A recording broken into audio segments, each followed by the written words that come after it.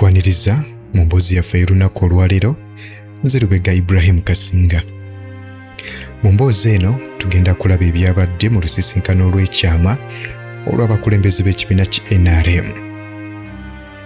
Nga bwe guzze guba, NRM natezeemu n'esirisa bannakibiina ababadde baagala okuvuganya ku bifo by'obwa sipiika ateekako ne deputy speaker wa paalamenti.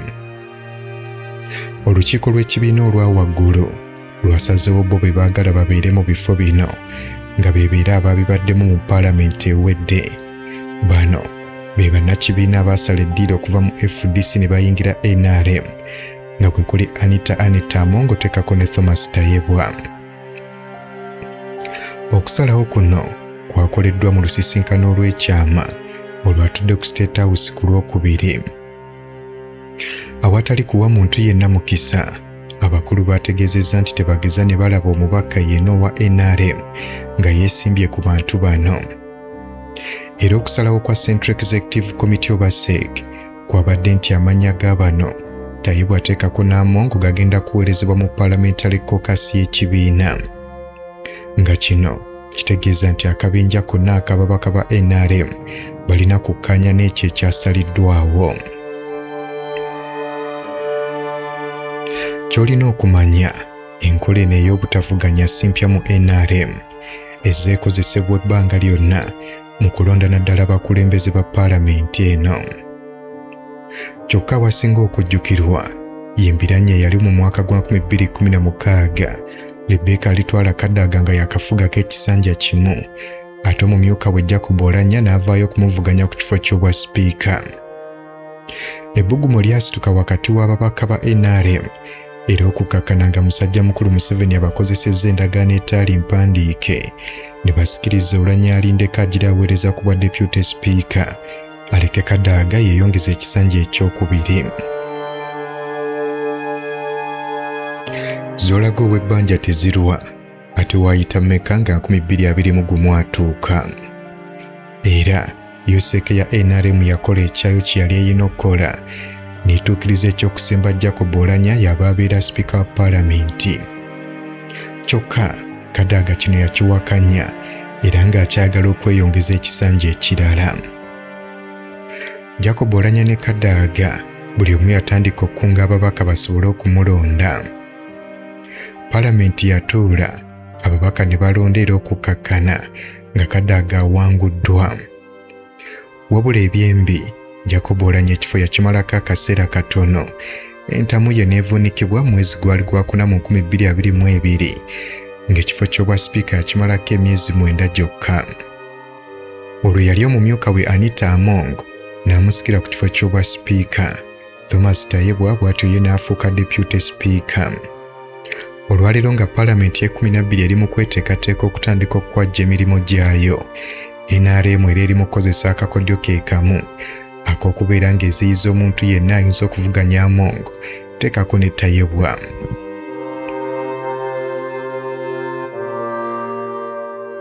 Wabula yadde gwakanga misana kaakiro tabulamu, era ne CEC bwe yabadde ng'etudde tewaabuzewo balaga nti ekyokuwa Tayebwa ne Amongo bo tebakiwagira.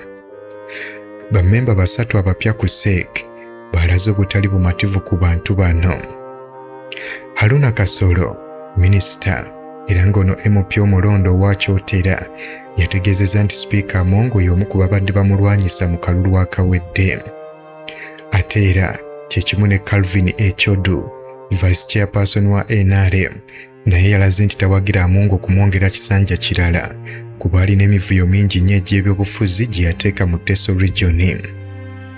Ate ye munnabizinensi Hassan Basajja Balaba yategeezezza nti deputy speaker Tayebwa y'omu ku bannabyabufuzi ababadde bamulwanyisa mu kitundu eky'Ebushenyi nga n'olw'ensonga eyo teyali musembye kubanga abeera deputy speaker.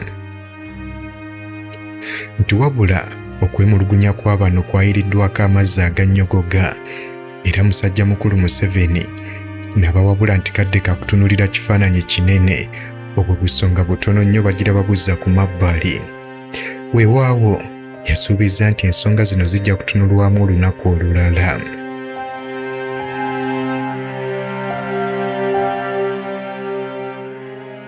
Mu lusisinkana luno Museveni yatendereza Amongo teekako n'ettayebwa olw'obuwulize bwe balina eri ekibiina okuyisa enteekateeka za gavumenti awatali kusikattira n'okukakkanya ab'oludda oluvuganya mu paalamenti.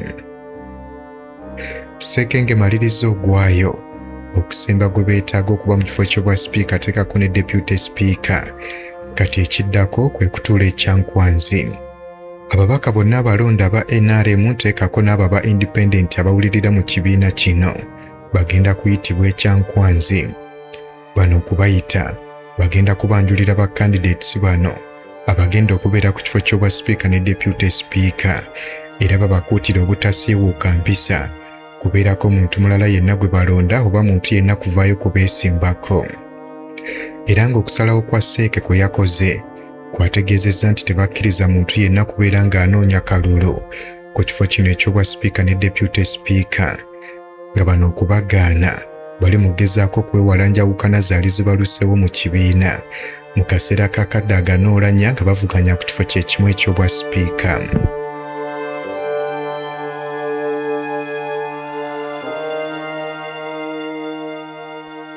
Sipiika wa paalamenti mu Uganda abeera muntu w'amaanyi nnyo era ng'ono abeera mubaka alondebwa okuva mu babaka banne.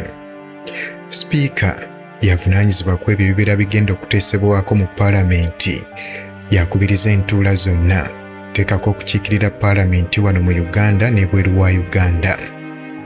Era sipiika yakulira akakiiko ka paalamenti akavunaanyizibwa mu kuteekateeka ensimbi ezikozesebwa paalamenti eno.